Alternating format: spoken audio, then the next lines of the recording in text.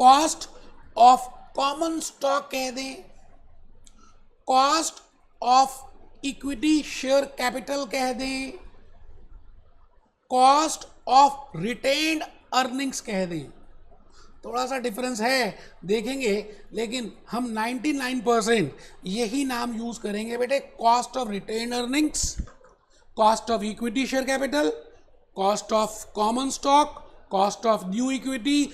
आज आपने मुझे बस इन बातों के ऊपर समझना है। मैं आपसे एक छोटी सी बात करना चाहता हूँ, एक छोटी सी बात, अभी लिखना नहीं है, कुछ नहीं लिखना आज के लेक्चर में, खाली मेरा ड्रामा देखना है, मैं क्या क्या बोल रहा हूँ, कौन से एग्जाम्पल ले रहा हूँ, कौन सी मूवी की बात कर रहा हूँ, क्या चीज़ आपको समझाना चाहता हूँ बेटे। आपको मैं ये बताना चाहता हूँ कि cost of equity, cost of common stock एक ऐसी कॉस्ट है जिसमें हमने पहले कोई फिक्स कमिटमेंट नहीं किया। इट मीन्स मैनेजमेंट अकाउंटेंट ने कोई फिक्स कमिटमेंट नहीं किया। एक बच्चा कहता है जी मैनेजमेंट अकाउंटेंट कौन होता है? बेटे आप सीएम में यूएस से बनने वाले हैं तो आप मैनेजमेंट अकाउंटेंट ही तो बनेंगे। आप बताइए, ये रहे आप, आपका नाम रामलाल है? सर हम रामलाल है। हाँ आप रामलाल हो, सीएम में यूएस से क्लियर किया है, you are a management accountant of a Coca Cola and this company Coca Cola has some capital employed, it has different components, and because this company has different components, one is debt as a component, preferred stock as a component, common stock as a component, retained earning as a component. It means as a management accountant you should know that how much you should earn, what is the minimum rate you should earn, कितनी कमाई होनी चाहिए यार, क्योंकि हमें पे करना है क्या, WACC, weighted average cost of capital. उसके लिए आपको क्या क्या पता होना चाहिए, वैक निकालने के लिए क्या क्या पता होना चाहिए। मैंने कहा जी 3 स्टेप्स होते हैं, हमने लास्ट टू लास्ट लेक्चर में किया था, ये लेक्चर नंबर 14 में किया था। पहले इंडिविजुअल कंपोनेंट की कॉस्ट निकाल लेंगे, फिर वेट्स निकाल लेंगे on the basis of market values, और फिर वेटेड एवरेज के लिए एक टेबल बनाकर WX कैलकुलेट कर लेंगे।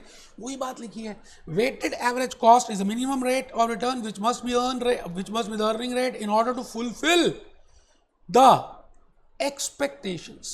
उम्मीदें बेटे आप ये बताओ, आपके पेरेंट्स आपसे कुछ उम्मीद रखते हैं या नहीं रखते?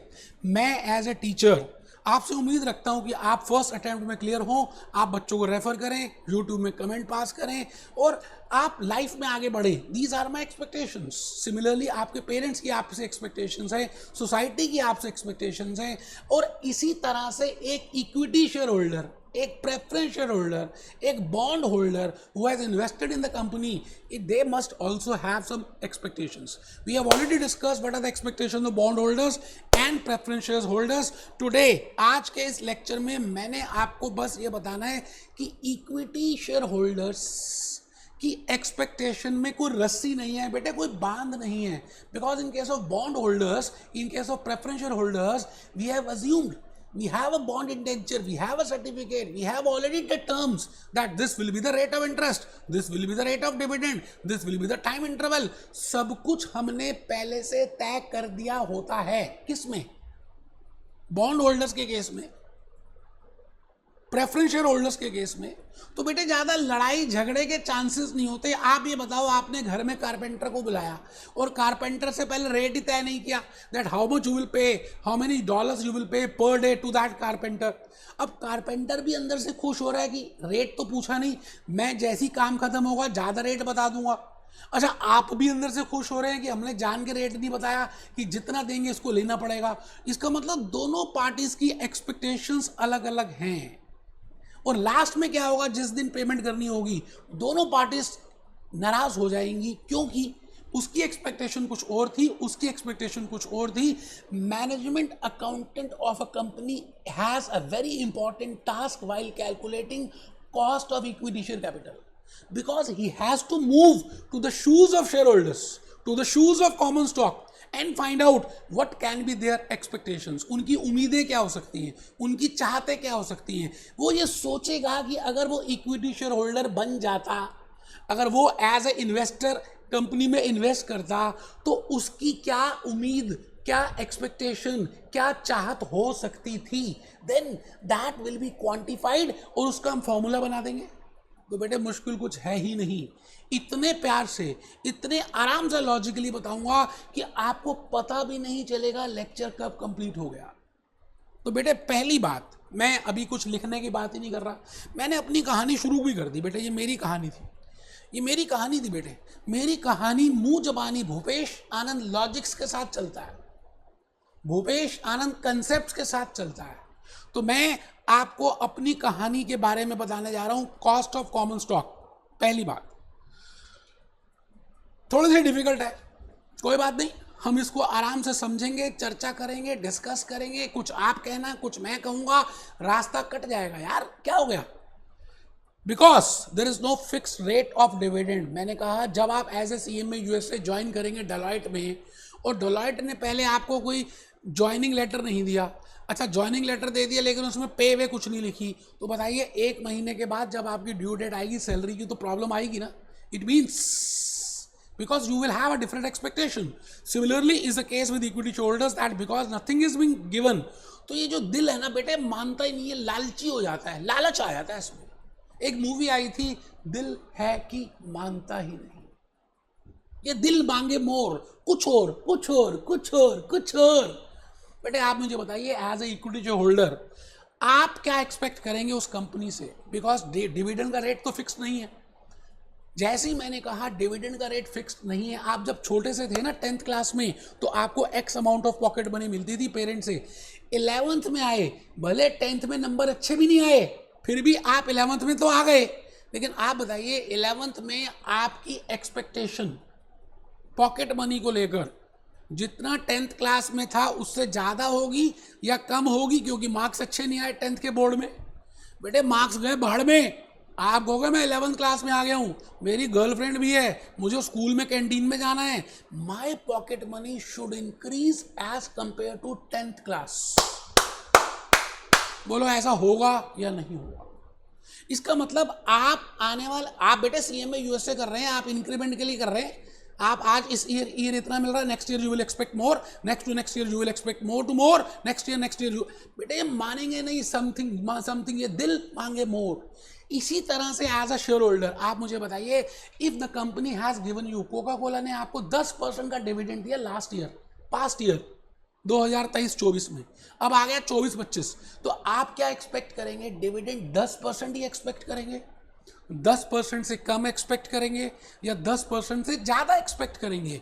It is but obvious that you will expect more than 10%, because dividend rate has not been fixed, because you are the real owner, आप असली में मालिक हैं, आप कुछ भी एक्सपेक्ट कर सकते हो। और बेटे सोच का क्या, आप जो मर्जी सोचते जाओ, लेकिन एक बात तो पक्की है कि 10% से ज्यादा ही एक्सपेक्ट करेंगे growth in 10%, which means you will expect, let it be 12%, let it be 15%, it means 10% plus growth of 10%, that will be your next year dividend. अच्छा next year dividend क्या होगा? next year dividend plus growth in next year dividend is equal to next year dividend. आप बात समझ रहे हैं जो मैं कहना चाह रहा हूं? बात इस समय यह है कि आप कुछ डिविडेंड में एक्सपेक्ट करेंगे, ठीक है जी। क्या लगता है खाली डिविडेंड से आपका पेट भर जाएगा as a equity share holder? आप कहेंगे जी इतना सारा रिस्क ले रहे हैं, we have bond holders, they are not taking any risk, preference stock they are not taking any risk, we are the real owners, I am taking the risk. कल company अगर इंसॉल्वेंट हो जाती है तो मुझे पेमेंट तो last में मिलेगी, बैंकरप्सी हो जाती है किंगफिशर एयरलाइंस जैसे, I will be getting last, equity dividend मुझे लास्ट में दे रहे हो, पेमेंट मुझे लास्ट में कर रहे हो, रिस्क मैं ले रहा हूं, तो I want something more than dividend, something with the help of which I can appreciate my capital, जिसकी वजह से मेरी कैपिटल में एप्रिसिएशन हो जाए। आप बता दीजिए ऐसे क्या रीजंस हो सकती हैं? मैनेजमेंट अकाउंटेंट को अब ये एक सोचना पड़ेगा कि ऐसे क्या चीज मैं करूं सो दैट शेयर होल्डर की एक्सपेक्टेशन, शेयर होल्डर का जो कैपिटल है दैट इज एप्रिशिएटेड। सोचिए बेटे सोचिए, क्या what should be the activities done by a company so that capital can be appreciated? बेटे पहली बात, एक्सपेक्टेशंस के लिए इक्विटी शेयर होल्डर्स ये एक्सपेक्ट करेंगे कि हमें बोनस शेयर्स दे दो। बोनस का नाम सुना है? फ्री में शेयर्स मिलते हैं बेटा। रिलायंस इंडस्ट्रीज ने पता नहीं कितनी बार फ्री में बोनस शेयर्स दे दिए। दूसरा एक्सपेक्टेशन ये होगा कि आप राइट शेयर्स भी हमें दो. I think I have told you pre-emptive right. Common stock holders, they have the preemptive right, they have the bonus share right, and the third is they want that in New York Stock Exchange the market price of this stock should increase. It means increase in market price per share. इसका मतलब 3 कामों से capital में appreciation होगी. Bonus shares, right shares, increase in market price. तीनों को add कर दें तो बेटे कैपिटल एप्रिसिएशन होगी. इसका मतलब आपको 2 चीजें चाहिए as a share holder. One is you want dividend and that to be the growth. Along with that you want capital appreciation. बस बेटे लास्ट पॉइंट बताना है मैंने आपको. मुझे एक चीज बताइए जी, आप रामलाल हैं, ठीक है जी, आपके ग्रैंडफादर ने रिलायंस इंडस्ट्रीज के शेयर्स बाय किए थे एक भले जमाने में, धीरू भाई अंबानी के जमाने में. धीरू भाई अंबानी के जमाने में आपके ग्रैंडफादर ने 1000 common stock at the rate of ₹100 buy किए थे. ठीक है जी. इसका मतलब उन्होंने 1 लाख रुपए की इन्वेस्टमेंट की थी. समय बीतने लगा, धीरे धीरे ग्रैंडफादर की डेथ हो गई और वो शेयर्स ट्रांसफर हो गए किसको? फादर को. फादर ने सोचा कि ये शेयर्स मैंने नहीं खरीदे थे, मेरे पिताजी ने खरीदे थे, तो उनकी यादगार में मैं ये शेयर्स बेचूंगा नहीं. I will not transfer it, I will keep it with my self. तो उन्होंने वो शेयर्स अपने पास रखे. और बेटे जब उन्होंने अपने पास रखे तो अल्टीमेटली मार्केट में प्राइस बढ़ चुका था. आज वही एक शेयर मैं ये समझता हूं 500 रुपीज का हो गया, एज्यूम कर रहे हैं. तो बेटे 5 लाख रुपए की वैल्यू हो चुकी है उन्हीं रिलायंस इंडस्ट्रीज के शेयर्स की. और आप फादर के बेटे हैं, आप सन हैं, ठीक है जी. And you have cleared CMA USA and you are a management accountant also and you are a son of this father. समय बीता, फादर की भी डेथ हो गई. बेटे आज वो शेयर्स आपके पास आ गए. आप समझदार थे, आपने अपने बेटे के लिए शेयर्स नहीं रखे. आपने क्या किया? इनको सेल कर दिया 1000 शेयर्स और मार्केट प्राइस हो चुकी थी 800. तो बेटे आपने 8 लाख रुपए में इनको सेल कर दिया और 8 लाख रुपए लेकर आप HDFC बैंक में चले गए and you have taken a term deposit of 1 year. Covid हो ही रहा था लोगों को, तो आपको लगा, आप सन थे, आपको लगा पता नहीं कल मरा जाए, ये शेयर्स कौन लेगा, अभी जितने पैसे आ जाए रख लो. तो आपने वो 8 लाख रुपए सेल के, जो शेयर्स ग्रैंडफादर के थे, फादर के नहीं, ग्रैंडफादर के थे, आपको एंसेस्ट्रल प्रॉपर्टी के रूप में मिले. नाउ द पॉइंट इज, क्या आपको लगता है HDFC people whether they will say that they will not pay interest on 8 lakhs, rather they should pay or they will pay interest on 1 lakh because actually it has been purchased at 1 lakh. क्योंकि actually में आपके grandfather ने 1 लाख में खरीदा था, इसलिए हम आपको इंटरेस्ट 1 लाख में देंगे, 8 लाख में नहीं देंगे. बेटे आप थप्पड़ मार दोगे उसको, HDFC वाले को. आपको क्या मतलब है? वो 1 लाख के खरीदे थे या 5 लाख के खरीदे थे, मैं आपको 8 लाख रुपए दे रहा हूं.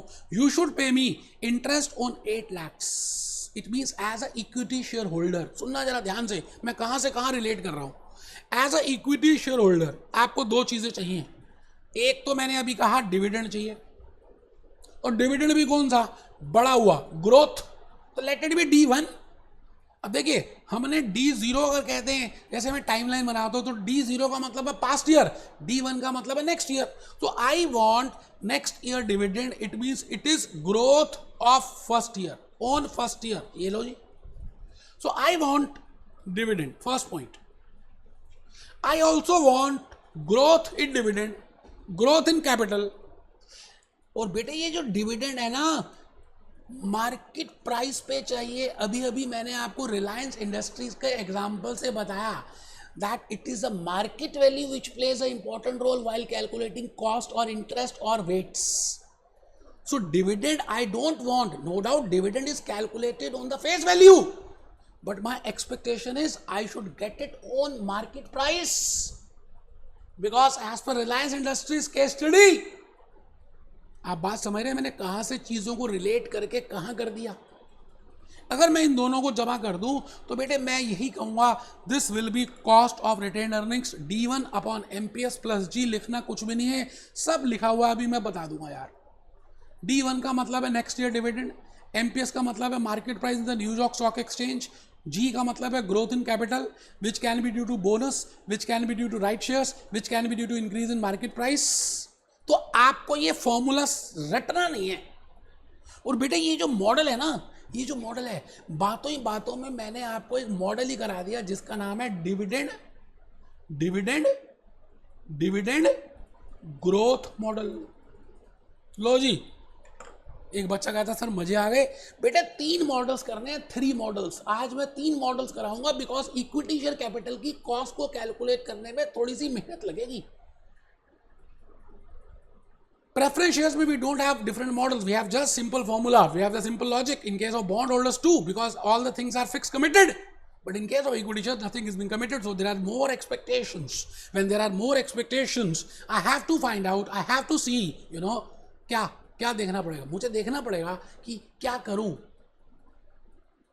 So first model which I will be using is dividend growth model because I will be expecting dividend and that to the market price. Along with that I will be expecting the capital appreciation.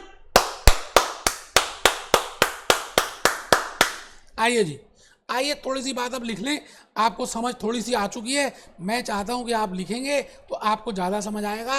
मैंने अभी अभी आपको पहली अपनी बात बताई कि somewhat difficult, no fix rate of dividend, carpenter का केस स्टडी, दिल है कि मानता नहीं, ये दिल मांगे मोर, ये सब बातें मैंने आपको समझाई। लास्ट ईयर डिविडेंड को हम बोलते हैं पास्ट ईयर डिविडेंड, भूतकाल का डिविडेंड।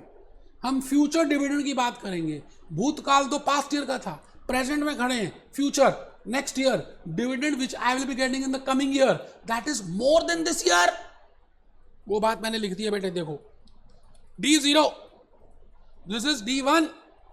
सिंपल सा मैथमेटिक्स है यार, D1 तो D0 पे बेस होगा, 12% चाहिए तो 10% भी बेस होगा, तो D0 plus growth in D0, pocket money जो 10th क्लास की थी plus growth in that pocket money is equal to 11th class pocket money. ठीक है जी। D2 क्या होगा, 12th क्लास की पॉकेट मनी कैसे निकालेंगे, 11th क्लास की पॉकेट मनी प्लस ग्रोथ इन 11th क्लास की पॉकेट मनी। सिंपल है। इट मीन्स आपकी एक्सपेक्टेशंस 2 हैं भाई साहब, भाई और बहनों मेरी आवाज सुनो। You have 2 expectations. One is you want dividend and that too with the growth, and second is you want growth in your capital, and the growth in the capital can be with the help of 3 portfolios. That one is bonus shares, second is right shares, and third is increase in market price. बेटे एक share नहीं लिया आपने तो company को लूटने का चक्कर मान लिया कि मेरे को ये भी दो, ये भी दो, ये भी दो। वो मैनेजमेंट अकाउंटेंट तो मर ही जाएगा कोका कोला का आपकी एक्सपेक्टेशंस को पूरा करते करते। ठीक है सर।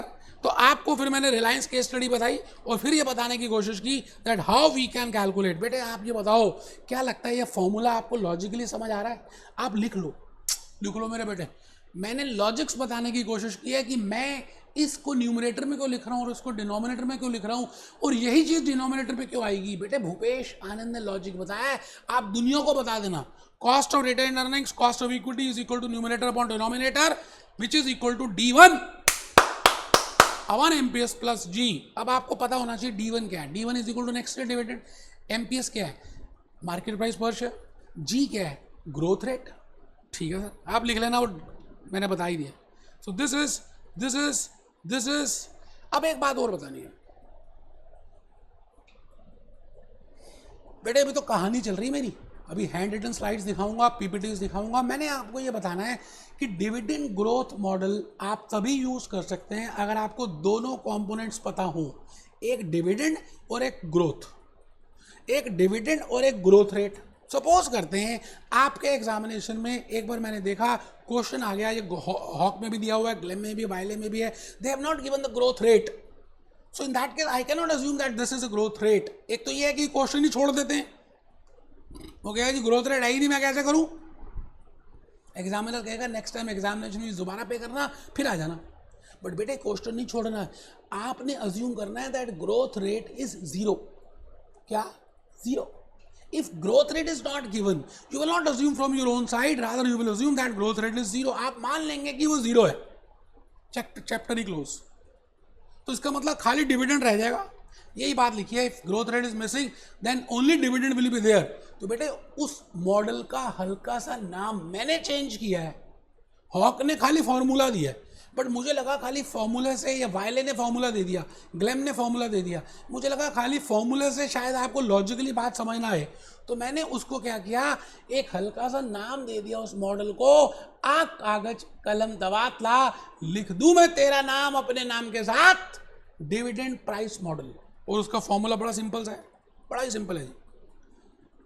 भाई जी है ही नहीं तो क्या करूं, डी, अब डी जीरो ही होगा, या डी लिख दिया मैंने क्योंकि ग्रोथ ही नहीं है, upon P market price into 100। बेटे वैसे हम 3 मॉडल्स करने वाले हैं, आप थोड़ा सा लिखना चाहें मेन स्लाइड्स में से तो बेटे मुझे बड़ा अच्छा लगेगा, आप लिखेंगे ना तो मुझे खुशी मिलेगी, आप लिखिए बेटे। अभी तो माय स्टोरी की छोटी छोटी बातें लिखी, बड़ा अच्छा लगा ना आपको लॉजिकली। एक बात और लिखिए नीचे, cost of common equity can be discussed, can be classified under 2 heads, cost of existing common equity and cost of new common equity. Existing common equity and new common equity तो मैंने जान के divide कर दिया, जैसे हमने preferred stock में divide किया था, बिकॉज प्रेफर्ड स्टॉक के केस में और इक्विटी स्टॉक के केस में, कॉमन स्टॉक के केस में there is a huge incidence of flotation cost, issuance cost. तो इसलिए हमें अलग अलग करना पड़ा कि अगर पुरानी कॉस्ट, पुरानी इक्विटी शेयर कैपिटल है तो बेटे उसमें फ्लोटेशन कॉस्ट थोड़ी इनकर होगी, वो तो हो चुकी, बट अगर नहीं है तो उसमें फ्लोटेशन कॉस्ट इनकर होगी, तो फिर हमारे को थोड़ी उसमें कॉस्टलियर अफेयर देखना पड़ेगा। तो मैंने क्या किया, I have divided, I have bifurcated into 2 parts, one is cost of retained earnings and second is cost of new common equity. Symbolically देखिए, हॉक ने, ग्लेम ने और वायले ने ये सिंबल्स यूज किए हैं, सी का मतलब कॉस्ट, आर का मतलब retained earnings, CNE cost of new equity ना। कॉस्ट ऑफ रिटेन्ड अर्निंग अगर समझ आ गया तो कॉस्ट ऑफ न्यू इक्विटी तो अपने आप समझ आ जाएगा। अच्छा, cost of retained earning can be calculated by 3 models मैंने लिखे हैं। भाई और बहनों, एक मॉडल तो आपने कर भी लिया है, 3 मॉडल्स लिख लो। First is dividend growth model which I have just explained. Second is capital asset pricing model, that is named as chartered accountant prime minister model. And the third is bond before tax cost of debt plus risk premium. आराम से लिख लो बेटे, मैं धज्जियां उड़ा दूंगा इन models की, ऐसे ऐसे लॉजिक्स बताऊंगा कि आप भूल ही नहीं सकते कभी, रटना है ही नहीं कुछ जी। लिखो जी 3 मॉडल्स। डिविडेंड ग्रोथ मॉडल का दूसरा नाम है Myron Gordon, capital asset pricing model का नाम है CAPM, और थर्ड मॉडल है before tax cost of debt plus risk premium. बेटे आज के लेक्चर में तीनों मॉडल कर लेंगे और नेक्स्ट लेक्चर में प्रैक्टिस करेंगे, मुश्किल कुछ है ही नहीं भूपेश आनंद के होते होते। आप ये बताओ ईमानदारी से, क्या इसका फॉर्मूला आपको समझ आया या नहीं, ईमानदारी से बताना। देखो, और लॉजिक भी समझ आना चाहिए कि भाई D1 upon MPS plus G into में 100, and if growth rate is not given then D upon P into 100। अब एक बच्चे ने शुरू से ज्वाइन ही नहीं किया, उसने अभी ज्वाइन किया है लेक्चर, तो उसको क्या क्या समझ आया, बेवकूफ़ है वो, तो मेन चीज़ छोड़ देता है। बेटे अब मैं जो बताने वाला हूँ उसका नाम है कैपिटल एसेट प्राइसिंग मॉडल, ठीक है जी। तो कैपिटल एसेट प्राइसिंग मॉडल को बताने से पहले अगर आपको फॉर्मूला लिखना हो तो लिख सकते हैं, मैंने लॉजिकली तो बता ही दिया, D1 upon P0 plus G। RE का मतलब लिख लें, D1 का मतलब लिख लें, आप सब कर चुके हैं, बस ये तो फॉर्मेलिटी है जी, मैं दिखा रहा हूं और आप लिख रहे हैं।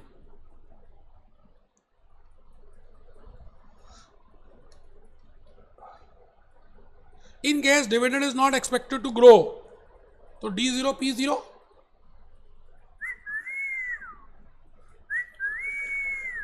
नोट 1 लिख लीजिए, इजी है, आप समझ चुके हैं क्या बताना है मैंने। In case dividend is not expected to grow, then cost of retained earning will be equal to D0 upon P0। CAPM बताना जी, पहले फॉर्मूला लिख लो, लॉजिक समझाना भूपेश आनंद का काम है, आप पहले फॉर्मूला लिख लो, ऐसा लिख लो जी। मैं तो ये कहता हूँ इसकी जगह ना, अच्छा चलो रिटर्न लिख लो, कोई बात है, अच्छी बात है, आपको समझ आ जाएगा रिटर्न, और इसका नाम है कॉस्ट ऑफ रिटेन्ड अर्निंग्स, ठीक है जी। ये वैसे ज़्यादा अच्छा मैंने रिस्क एंड रिटर्न के यूनिट 1 में, सेक्शन बी में एक यूनिट है ना रिस्क एंड रिटर्न, जो मैंने अभी कराया नहीं है, वो यूनिट 6 के बाद आप करना, है ना, तो उसमें बहुत अच्छा बताया, लेकिन यहाँ भी बहुत अच्छा बताऊंगा। आप पहले फॉर्मूला लिख लो, CRE मतलब कॉस्ट ऑफ रिटेन्ड अर्निंग्स और एग्जिस्टिंग इक्विटी, कुछ भी लिख लो बेटा, ये लिख लो, कॉस्ट ऑफ रिटेन्ड अर्निंग्स कह दें या cost of existing share capital कह दें, are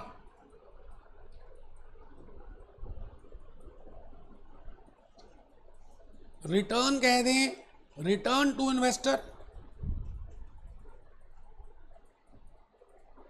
RF risk free rate, risk free return कह दें, जो गवर्नमेंट सिक्योरिटीज में, ट्रेजरी बिल्स में, फेडेक्स सिक्योरिटीज में होता है, यूएसए की फेडेक्स। बीटा, बी अभी देखते हैं बेटा, बीटा खाली अभी नाम लिख लीजिए, बेटा नहीं है बेटा, बीटा। RM ये है बेटा रिटर्न फ्रॉम मार्केट,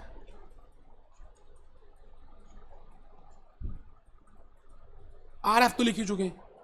अच्छा वैसे आपको बता दूं, RM माइनस RF को हम रिस्क प्रीमियम भी बोलते हैं, लिख लीजिए और पेन नीचे रख दीजिएगा, बाकी बातें मैं समझाऊंगा, पानी जैसे समझ आ जाएगा। पहले आप फुल फॉर्म सारी लिख लीजिए, इस फॉर्मूले को लिख लीजिए।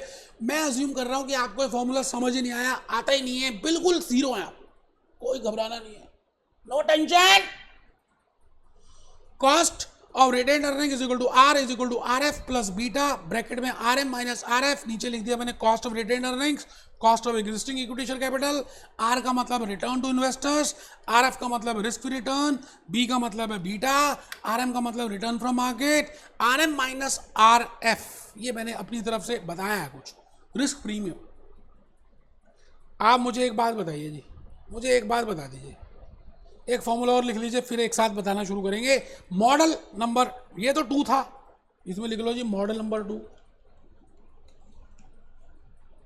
इसमें लिख लो मॉडल नंबर 3, फिर लिखने का काम नहीं होगा ना। बिफोर टैक्स, मॉडल नंबर 3 है, before tax cost of debt plus risk premium, cost of equity will be equal to before tax cost of debt plus risk premium in expected return from stock over debt। आराम से, कोई मुश्किल नहीं। cost of equity is equal to before tax cost of debt plus risk premium in expected return for stock over debt। ठीक है जी। अब एक last रह गया यार, मुझे था ही नहीं, कि मुझे लगा खत्म हो चुकी है, पता नहीं कहां से आती जा रही है। Cost of new equity share capital,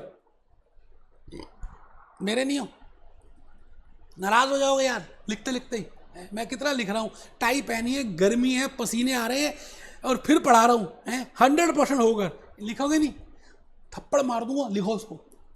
cost of new equity share capital is equal to D1 upon PN, P की जगह PN मतलब नेट प्रोसीड्स प्लस G, सब कुछ वही है, ये लो, net proceeds of the issue that is issue price minus issue cost और माइनस फ्लोटेशन कॉस्ट। पेन नीचे, पेन, हाथ सब ऊपर कर लें भाई साहब, सब ऊपर करें हाथ। एक बार हाथ को थोड़ा स्ट्रेचिंग करते हैं, स्ट्रेचिंग करते हैं, खड़ा हो जाओ, कुर्सी से खड़ा हो जाओ बेटा। एक बच्चा कहता है हम लेटे हुए हैं, हाँ बेटा लेटे तो खड़े हो जाओ। अब मैं आपसे कुछ जो कहना चाह रहा हूँ, बैठ जाओ, चेयर में बैठना है। मैं आपसे ये कह रहा हूँ कि my main objective is I want to calculate weighted average cost of capital, and for that I need W, and for that I need X, and for X, when I say X, I mean cost of debt, I mean cost of preferred stock, I mean cost of equity shares, I mean cost of retained earnings. In today's lecture we are doing for cost of equity share capital and cost of retained earnings, and I have told you that there are 3 models to calculate the cost of equity share capital or retained earning, because it is somewhat ticklish issue, but we will make it easy। मैं उसको easy बना दूंगा। पहला model आप कर चुके हैं, dividend price model, dividend growth model, उसकी छोटी बहन dividend price model, chapter close. अभी जो मॉडल हम करने वाले हैं उसका नाम है कैपिटल एसेट प्राइसिंग मॉडल। बेटे मैं इस फॉर्मूले में आप जो लिख चुके हैं आऊंगा, बट मैं पहले ना आपको आसपास की चीजें बताने वाला हूं। मैं सीधा कुतुब मीनार में नहीं लेके जा रहा, आपको पहुंचाना है मुझे कुतुब मीनार, उस फॉर्मूले का लॉजिक बताना है, बट मैं सीधा कुतुब मीनार नहीं लेके जा रहा। आपको पहले मैं कहूँगा कुतुब मीनार के आसपास की जगह बताऊँगा, रूट बताऊँगा, कनॉट प्लेस है, फिर ये है, फिर साउथ दिल्ली है, फिर यहाँ है, फिर पहुँचेंगे कुतुब मीनार तो आपको अच्छा लगेगा। चलिए मेरी कहानी सुनना शुरू कीजिए। कहानी किस्मत की, कहानी किस्मत की। आने वाले 10 मिनट में मैं आपसे ये कहता हूं कि आप एक भोले भाले इन्वेस्टर हैं, मैंगो पीपल, मैंगो इन्वेस्टर। आप एक मैंगो इन्वेस्टर हैं, you are a mango investor, ठीक है जी।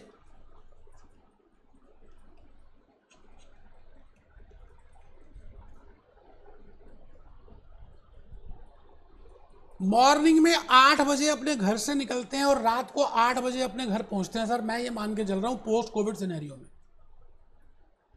क्योंकि मेट्रो में भी लाइन लगती है सर, ठीक है जी। आपने अपने पैसे कुछ डिपॉजिट कर लिए, अज्यूम करते हैं you have saved $1 lakh, you have saved approximately, I am assuming that you have saved $1 lakh. आपने $1 लाख की पोटली में $1 लाख जमा कर लिए, और आपने कहीं से सुना है कि पैसे को पैसा खींचता है, and you want to invest that, and you want to take more risk, so you will be going for common stock, you will be going for equity shares. Now the point is, how much return you will expect from those equity shares? What should be the base? आप जो expect करेंगे, that how much should be your expectation that you should get this much return from equity shares, from my investment. You know, if I am investing, if I am purchasing common stock of a company, of a Coca-Cola, how much amount of dividend or return I should expect? मैं ये assume कर रहा हूं, मेरे को ये देखना है। बताइए सर, आप बताइए, सोच के बताइए।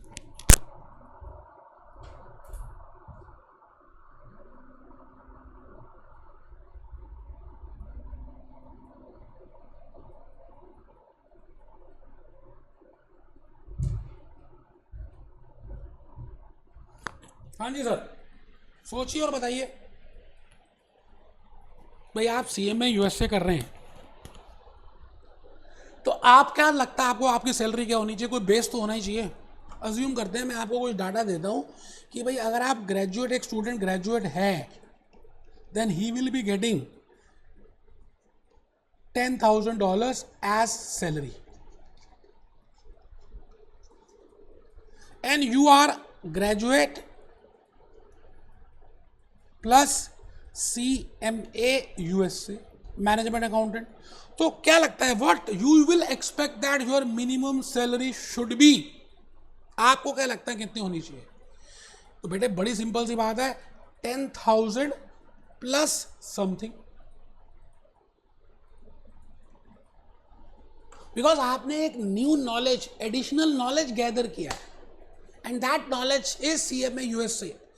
तो आपकी जो सैलरी है $10,000 एक नॉर्मल ग्रेजुएट से ज़्यादा होनी चाहिए। अब मैं कंपेयर करता हूँ, आपके पास $1 लाख थे, now you have two choice, आपके पास 2 चॉइस हैं। आप ये $1 लाख बैंक ऑफ अमेरिका में डिपॉजिट कर सकते थे, and you could have earned rate of interest on that. Supposingly the rate of interest in the Bank of America for 1 year FD is 10%. And the second choice is you could have purchased common shares of Coca-Cola. Now the point is, there is some risk involved in bank, and there is some risk of incidence of risk is involved in Coca-Cola. दोनों में risk है। या assume करते हैं bank में कोई risk ही नहीं है, बिकॉज RBI या रिजर्व बैंक ऑफ इंडिया उसके पीछे उसको सपोर्ट कर रहा है, and all are government banks, ऐसा अज्यूम करते हैं। आप बताइए जी, if there is no risk you are getting 10%। Graduation के पेपर दिए, कोई रिस्क नहीं था, पास हो गए, $10,000 आ गए एज अ सैलरी। बट अगर आपने CMA यूएसए पार्ट 1 पार्ट 2 दिया तो रिस्क इन्वॉल्व है, एग्जामिनेशन में फेल भी हो सकते थे, आपके पैसे खराब भी हो सकते थे, आपने रिस्क लिया, इट मीन्स आपको रिटर्न $10,000 से ज़्यादा चाहिए। इसी तरह से यहाँ पर if you are investing in Coca Cola, it means you will expect something more than 10%, because when I invest in a banking company in Bank of America, there is no risk involved in that and I am getting 10% from that. But if there is risk involved, it means I should get something more than that 10%. होगा या नहीं? ठीक है जी, मान लेते हैं आप यहां पर 15% एक्सपेक्ट करते हैं। क्यों कर रहे हैं? क्योंकि भाई साहब इस 15% के पीछे आपने माइंड में ये सोचा है that you are incurring high incidence of risk, high incidence of risk, high incidence of risk in Coca Coca Coca Cola versus Bank of America. बेटे बड़ी इंपॉर्टेंट बात है, इस समय बिल्कुल सोना मत बेटे, बिल्कुल जाग जाओ, पानी की बोतल सबने पास रखो, थोड़ा सा पानी पी लो और मेरी बात को ध्यान से सुनो। मैंने आपको कहा if I compare two portfolios, if I compare two investment scenarios, the first investment scenario is that I am investing in, मैं कहाँ पे इन्वेस्ट कर रहा हूँ? रिटर्न, मैं इन्वेस्ट कर रहा हूँ बैंक ऑफ अमेरिका में रिस्क फ्री सिक्योरिटीज में, रिस्क फ्री में। Second is I am investing in risky.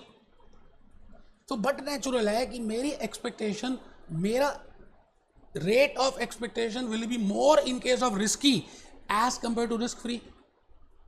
मैंने अज्यूम किया कि भाई यहां पे अगर आपको 10% का रेट ऑफ इंटरेस्ट मिल रहा है तो यहां पर you will expect 15%। It means you will expect that you should get extra of 5% because you are incurring risk in this। तो उस रिस्क के लिए आपको एक्स्ट्रा रिस्क प्रीमियम मिलना चाहिए। और वो रिस्क प्रीमियम कैसे कैलकुलेट किया कि भाई कोका कोला में मुझे 15% मिलना चाहिए, कोका कोला में मुझे 15% मिलना चाहिए और बैंक ऑफ अमेरिका में 10% मिल रहा था, तो एक्सेस कितना मिलना चाहिए? सोच के बताइए। 5%।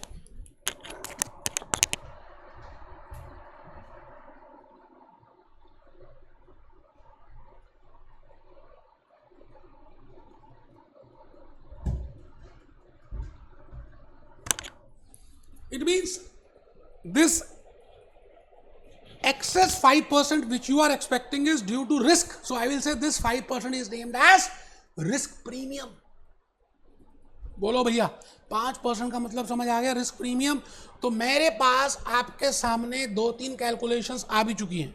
मैंने आपको अभी अभी कहा as a investor you will expect कि भाई मुझे कम से कम 10% तो मिले यूएस से, बैंक ऑफ अमेरिका से 10% का ब्याज तो वैसे ही मिल रहा है, plus you want that you should also get some risk premium because you are investing in a Coca-Cola company as compared to USA as compared to Bank of America। तो बेटा बताओ ये फॉर्मूला आपके सामने बना या नहीं बना? मैंने थोड़ी बनाया, लॉजिक है यार, रटना थोड़ी किसी चीज को। तो I want 10% as risk free plus 15% minus 10%, this is named as extra। I will say this is named as extra return. बोलो बेटे यहां तक समझ आया? अच्छा, इसको हम ना रिस्क प्रीमियम भी कह सकते हैं। I can also name it as risk premium.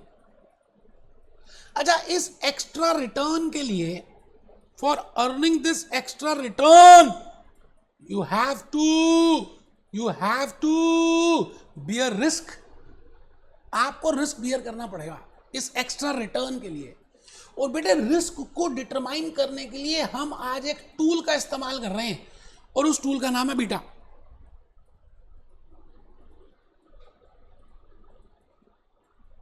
मुश्किल कुछ है ही नहीं। मैंने आपको कहा if you want to invest in a Coca Cola then you will expect 15%. It means more than 10%. It means your total return should be 10% plus 5%. तो मैंने क्या किया, उसको ब्रेक कर दिया, बस ब्रेक करके आपके सामने रखता गया कि भाई 10% में तो कोई बीटा है ही नहीं। अब बीटा क्या है भी बताएंगे। प्लस 15 माइनस 10 5 को मैंने गुणा किया बीटा के साथ, क्योंकि बीटा जितना जा बेटे मल्टीप्लायर इफेक्ट होगा when there is a risk involved in that। अब आपको सवाल आता है कि बीटा है क्या? मैं बिल्कुल आपको लेके चलूंगा बीटा क्या है। आप बताइए सर, कोविड-19 का जब प्रकोप यूएसए में हुआ तो अचानक, उस समय ट्रम्प साहब प्रेसिडेंट थे, इलेक्शंस होने वाले थे, तो कितने अमेरिकन्स की सडन डेथ हो गई कोविड, ड्यू टू कोविड। अच्छा, डेथ जैसे ही हो रही थी, आपने पता नहीं ध्यान से देखा नहीं देखा, अभी भी देख सकते हैं, न्यूयॉर्क स्टॉक एक्सचेंज का ग्राफ बेटे बियर फेज में चला गया, भालू की फेज में चला गया, गिरने लग गया। भालू, हाँ भालू, रिस्क एंड रिटर्न में बताऊंगा बेटे। बुल एंड बियर, अभी तो ये समझ लीजिए कि डाउनवर्ड स्लोप में आ गया। अच्छा, एक चीज बताइए, जैसे ये न्यूयॉर्क स्टॉक एक्सचेंज में अज्यूम कर रहा हूं दैट 1000 कंपनीज आर लिस्टेड, मैं I am just assuming that 1000 companies are listed, तो क्या लगता है इन सभी 1000 कंपनीज का price downward trend show कर रहा होगा या नहीं शो कर रहा होगा? बिल्कुल कर रहा होगा बेटे। न्यूयॉर्क स्टॉक एक्सचेंज ही जब गिर रही है तो उसके अंदर जो छोटी छोटी सिक्योरिटीज हैं उनका क्या वजूद है, वो भी गिरेंगी। कोविड-19 का वायरस बड़े बड़े लोगों को, मेल को, फीमेल को, यंग को, ओल्ड को, बच्चों को, सबको लग रहा है, तो बेटे ये तो पूरी सोसाइटी का है। मैं कहता हूं जो रिस्क सबके लिए है, the risk which is related with the system, the risk which is related with the market, बेटे उसी का नाम है दैट रिस्क। बेटे रिस्क की बात अगर हम करें ना तो मैं रिस्क रिटर्न में बहुत बताऊंगा, लेकिन मैं रिस्क को ये कहता हूं जी, रिस्क का वैसे मीनिंग आपको मैं थोड़ा सा बताना चाहूंगा। It is the probability of variation, it is the probability of variation in your expectations, आपकी expectations की वेरिएशन की प्रोबेबिलिटी को रिस्क बोलते हैं। अब रिस्क को हम अलग से डिफाइड करेंगे क्योंकि रिस्क मैनेजमेंट एक अलग से, we have a separate section and we have a separate unit risk and return, तो इसलिए मैं ज्यादा डिटेल में नहीं बता रहा, अभी जितना रेलेवेंट है मैं वो बता रहा हूं। For cost of equity share capital, I can say the risk can be divided into two parts. I repeat, for understanding the concept of cost of equity share capital, I am saying that I will divide the risk concept into two categories. One will be the risk which is related with the system. उसको हम बोलेंगे systematic risk. मैंने example दिए दो systematic risk को समझाने के लिए, कोविड-19 और there is a downfall in New York Stock Exchange, और मैं भी एक एग्जांपल दूंगा, टाइटैनिक शिप। बेटे उस रात जब इंजन बर्फ में अटक गया तो कितने यूरोपियंस, कितने अमेरिकन उस शिप में थे, कुछ रिच थे, कुछ पुअर थे, कुछ मिडिल क्लास के थे, बेटे सब मर गए।